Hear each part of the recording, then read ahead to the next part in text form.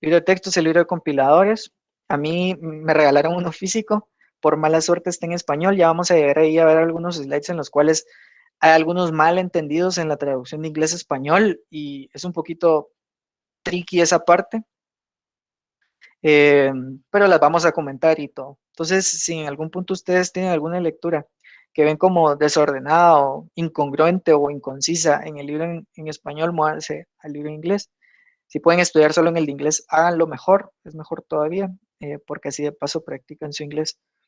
Es una de las cosas más relevantes en este punto de su carrera para que cuando salgan ya al mundo laboral, pues ya tengan esa herramienta lista, ya tengan el inglés listo. Luego, libros complementarios recomendados. Está Engineering a Compiler, segunda edición de Cooper Catroxon. Ese es bueno, es bastante bueno, muy recomendado. Luego, Modern Compiler Implementation in Java. Ese es el del Tigre, de Andrew Apple. Es muy bueno y también les recomiendo buscar los proyectos públicos que tiene Andrew Apple. Son muy buenos también para utilizar como ejemplo y demás, para ver cómo es que él hace las soluciones. Luego, teoría de la computación, lenguajes formales, autómatas y complejidad. Glenn Brookshire, de hecho, este es uno de los libros de texto que usé yo en lenguajes formales, entonces es muy bueno, la verdad, se lo recomiendo mucho. A pesar de que, miren, compiladores 2 es sencillo por el hecho de utilizar generadores de analizadores léxicos y generadores de analizadores sintácticos. Ese libro de Brookshire tiene mucha información sobre cómo hacer un analizador léxico, cómo hacer un autómata, cómo ver esta parte de que si son deterministas o no deterministas, cómo debe ser para programarse. Luego está la parte de pila y cómo implementar un analizador sintáctico de pila. Entonces, eso no les va a servir mucho acá por el hecho de que ustedes van a usar generadores de analizadores léxicos y generadores de analizadores sintácticos. De por qué estudiar compiladores. Entonces, veamos estas partes, luego les doy mis comentarios personales de cómo está la situación. Entonces, aprender cómo se construye un lenguaje de programación. Entonces, aquí van a aprender cómo es que se construye un lenguaje de programación. Aprender cómo trabajan los lenguajes de programación. Es decir, cómo trabajan internamente. Cómo es que agarran ese texto, que es un lenguaje formal que nosotros como humanos podemos leer muy fácilmente y lo convierten a algo que es interpretado por la computadora. El siguiente es ver a la teoría cobrar vida. El siguiente es construir sistemas de software grandes, ambiciosos e interesantes. Grandes en lo relativo de grande, ¿no? Grande bajo lo que enmarca 2 o 3, 4 semanas de trabajo de una sola persona. Es relativamente grande. Es grande en términos de que no es lo habitual probablemente en el resto de los cursos. Tener esa oportunidad de desarrollar un software de este estilo, ¿no? Que tiene apegada cierta teoría y demás. Luego, fortalecer los conocimientos adquiridos en cursos previos. Y ahora viene mi comentario personal. Buenos días, ingeniero. Muy buenos días, Jairo. ¿Cómo estás? Jairo, perdón, ¿cómo Bien, estás? bien, bien, bien. Bien. Bueno. Muy buena foto. Te felicito por la foto. La mía está un poquito Gracias, desactualizada, gracias. como ven, tenía tu estilo y tenía un poco más de pelo, pero no tiene mucho, tiene como 2 años. Parece que el encierro no le ha caído muy bien a mi cabellera. Buena foto, Jairo. Por Gracias, ahí hay un gracias. compañero con Dogecoin. Bueno, pasémosle la recomendación a él y a todos los demás que no tienen foto o que tienen selfie en el baño. Pasémosle la recomendación. Bueno, Jairo, entonces mira, pues te voy a plantear una situación. Imagínate que vos ingeniero, que está bueno el escenario, ¿va, Jairo? Sí, Vos llegas a una empresa, digamos, de hidrocarburos, ¿sí? Y te dicen, bueno, nosotros tenemos este escenario y te empiezan a explicar, mira, hay terminales, mira, hay pipas que mueven de acá para acá los combustibles, hay aquí plantas de extracción, además tenemos este escenario en el que descargan de un barco y lo mueven para acá, que es muy delicado, esto que el otro, o hay cierto escenario en el que estacionamos un barco acá y se meten buzos a conectar una tubería y cargan cierta pipa que tenemos en tierra, eh, y después te dicen, mira, fíjate de que el combustible, por sus características químicas y físicas, varía su volumen muy fácilmente según la temperatura. Entonces queremos que el inventario se administre de tal o cual forma. Si, por ejemplo, yo compré 10 galones, pero me vinieron 10.5 porque se infló, ¿cómo registro yo eso en el inventario? Imagínate que te dan todos esos escenarios, ¿no? Entonces, es un proyecto un poquito grande, tal vez es como implementación de un ERP. Eso no va a suceder, ¿no? Porque ya hay como herramientas desarrolladas, esto y lo otro. Pero imagínate de que te dicen, bueno, ya tenemos todo, pero necesitamos un solo módulo. Y te explican que ese módulo es para el transporte de combustible. Tú pues ya entendiste todo y lo entendés perfectamente. Y si te ponen el problema en papel, puedes hacerlo en papel. Y ellos te dicen, mire, parte del problema es que busque la ruta más cercana. Entonces, pin, pin, pin, pin. Entonces, vos ves ahí gráficamente cómo está, contás y decís, ah, bueno, sí. ¿Cómo es? ¿Hasta ahí todo bien? Sí, sí, todo bien. Entonces, ahí te salió el chance, vas a trabajar en ese módulo eh, y empezás. Pero resulta que eso que en papel entendés, que en papel analizaste, comprendiste y recibiste, que eso que en papel te sale, no lo pudiste implementar. Eso, ¿entendés? En tu magníficamente humana, no pudiste o no lograste plasmarlo en código, no lograste plasmarlo en un sistema. ¿Cómo quedó ahí el ingeniero? Pues mal. Por Mm, supuesto que mal, por Ajá. supuesto que mal. Qué pasa con cursos como estructuras de datos? A vos te explican el árbol binario de búsqueda y vos en papel lo podés hacer y lo haces súper rápido, pero Sí, después sí. no puedes implementarlo. ¿Qué pasó ahí? ¿Por qué crees que alguien no podría implementar algo que entiende en papel? ¿Qué, a- Eh, ¿Qué justificación se te ocurre? ¿Falta de práctica, falta de experiencia, falta de compromiso? ¿Qué se te ocurre? en parte sí, si no podemos plasmar bien en código el problema que nos plantean, es en parte porque no se entendió muy bien el problema o no se No, no, comprende pero, bien o la sea, no, no, no, solución. o sea, vos imaginate el escenario en el que ya lo entendiste. O sea, aquí eso no es opción. Vos ya lo entendiste, pero no lo pudiste hacer. Ah, ya, ya.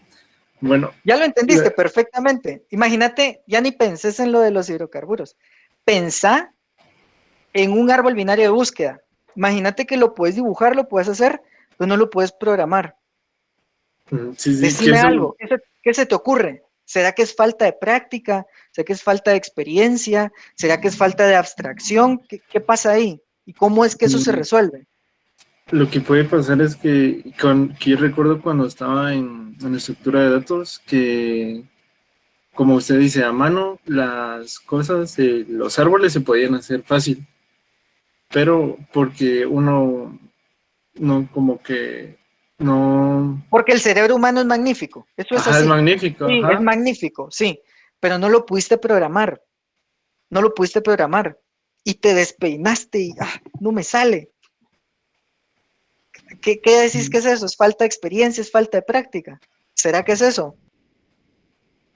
Sí, se podría decir. Por supuesto, eso es, no hay para dónde.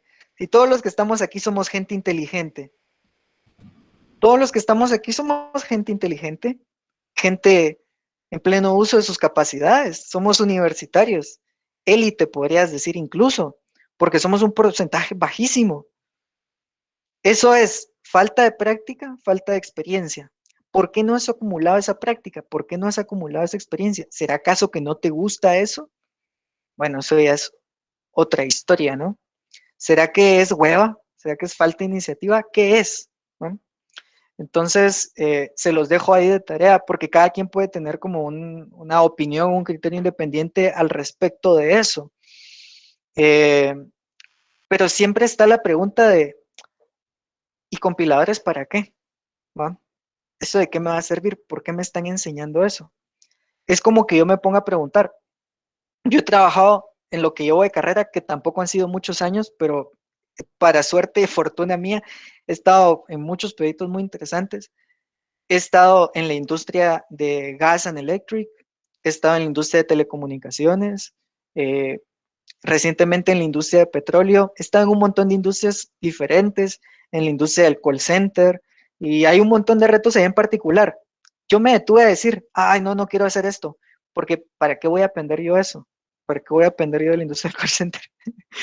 Si solo me va a servir aquí, no me va a servir en ningún otro lado. ¿Va? ¿Para qué voy a aprender yo compiladores? Si solo me va a servir aquí, no me va a servir en ningún otro lado. Entonces, no podemos justificarnos de esa manera porque no tiene sentido. No tiene sentido que nosotros rechacemos la oportunidad de poner en práctica los conocimientos que nosotros tenemos. Entonces, ¿qué va a pasar acá? Yo te voy a enseñar la teoría, yo te voy a enseñar cómo es que funcionan los analizadores sintácticos, yo te voy a enseñar cómo funcionan los esquemas de traducción y después te voy a pedir que lo implementes. Deberías de poder hacerlo. Y esa implementación va a ser una buena práctica para que vos pulas tus capacidades que están subyacentes en ese proyecto. Si te lo ponemos en, yo soy muy partidario de JavaScript y Python porque pues en el mercado es lo que va. Pero en el mercado que de verdad vale, no en alguna empresa que tiene por ahí el .NET de hace 10 o 15 años. Una empresa grande, a donde queremos ir. ¿Sí? Otra cosa que necesitamos para poder ir ahí es aprender inglés, entonces aprendan inglés, ese es otro tipo.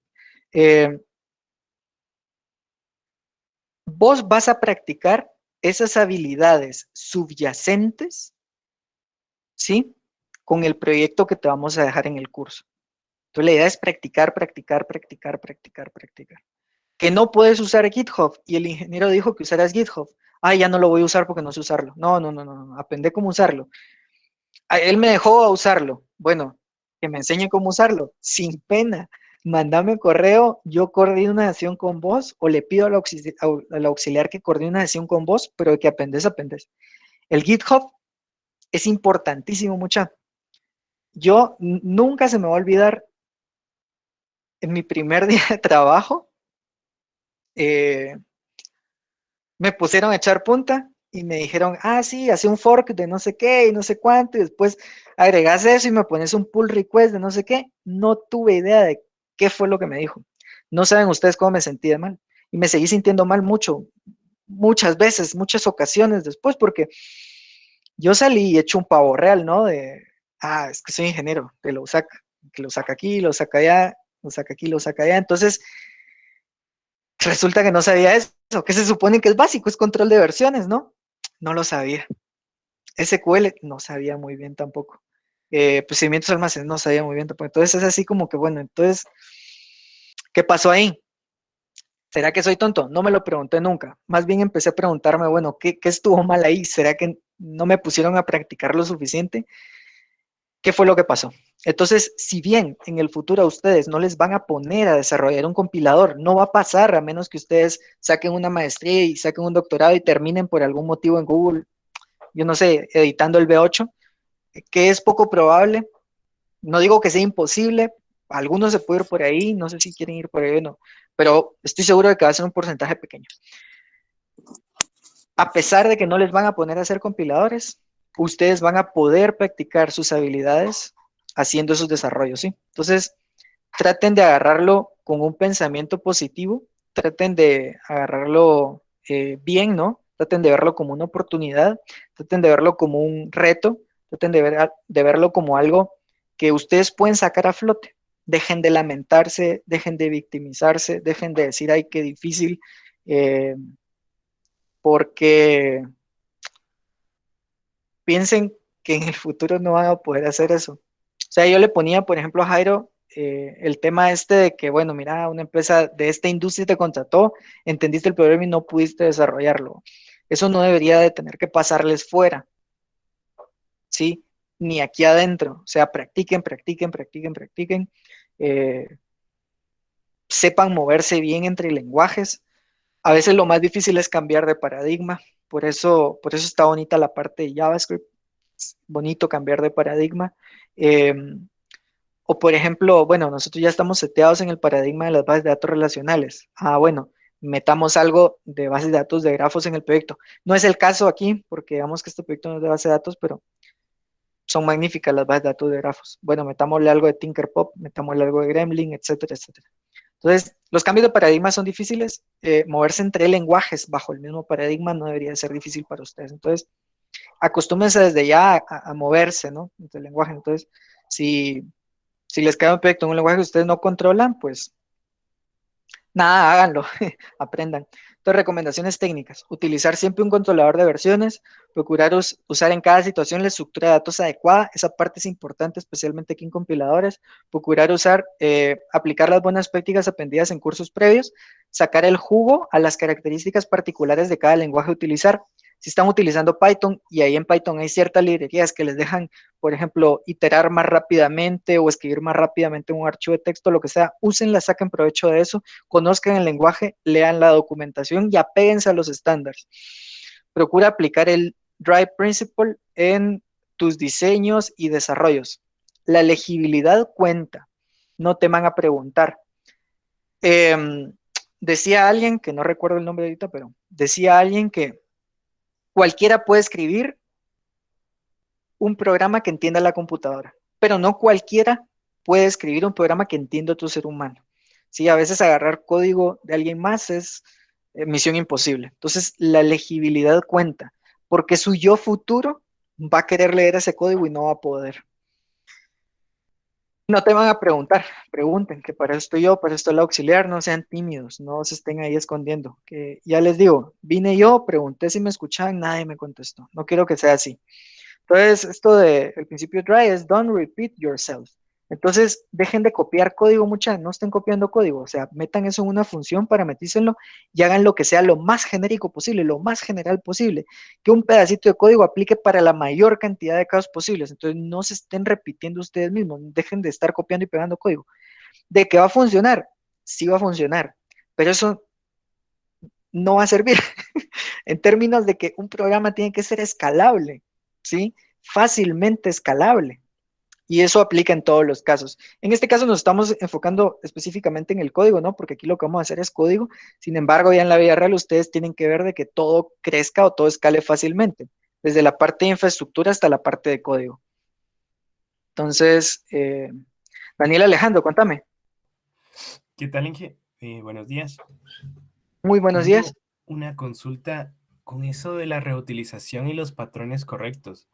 Yo he tenido la experiencia con el curso en el que los patrones para el intérprete, que es el patrón interpreter, el patrón estrategia y todo eso, me ha dado buenos resultados y he tenido éxito en el primer proyecto, ¿verdad?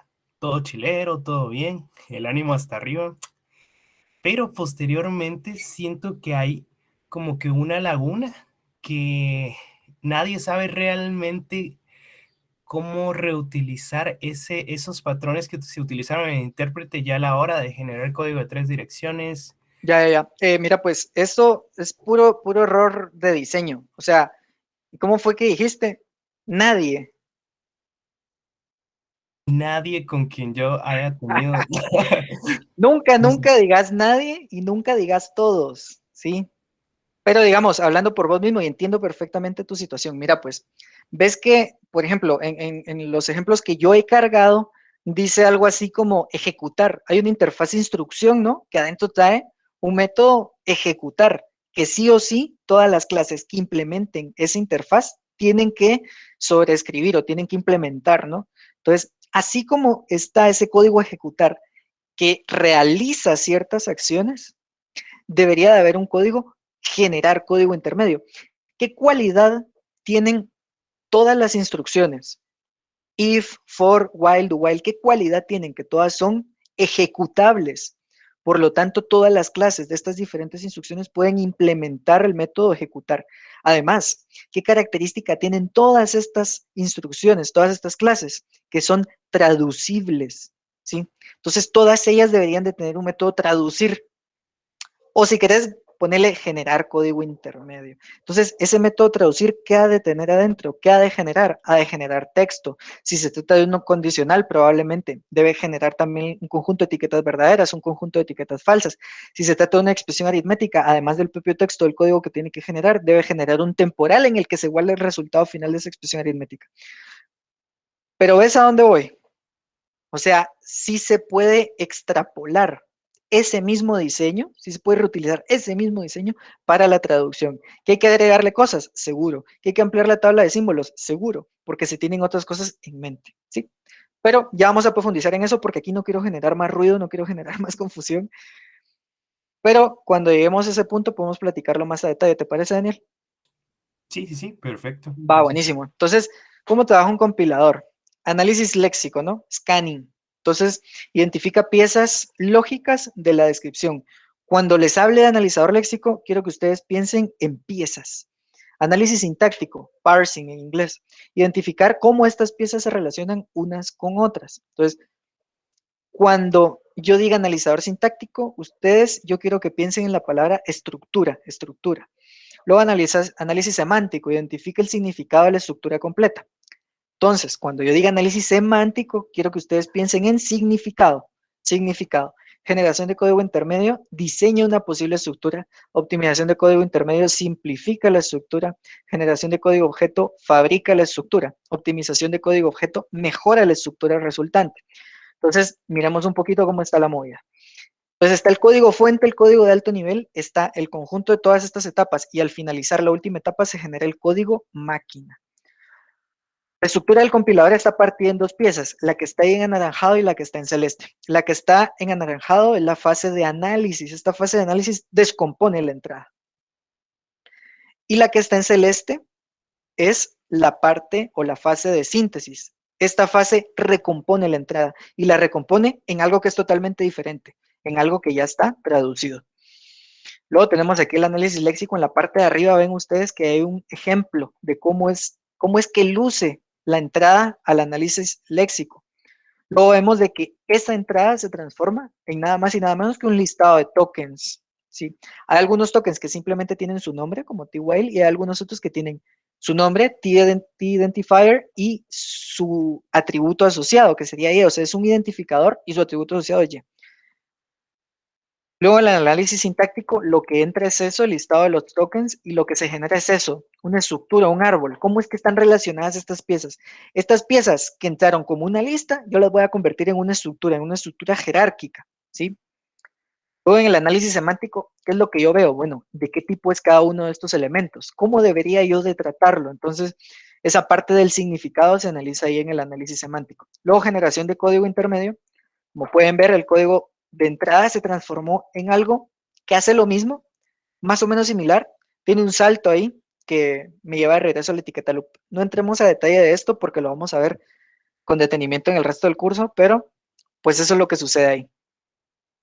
Toda optimización, aquí hubo una modificación, una pequeña modificación que va a hacer de que yo no repita cierta parte innecesariamente, ¿sí? Luego generación de código objeto, pues es una versión más simplificada de este código intermedio. Y luego optimización del código objeto, que esa versión simplificada se optimiza más todavía.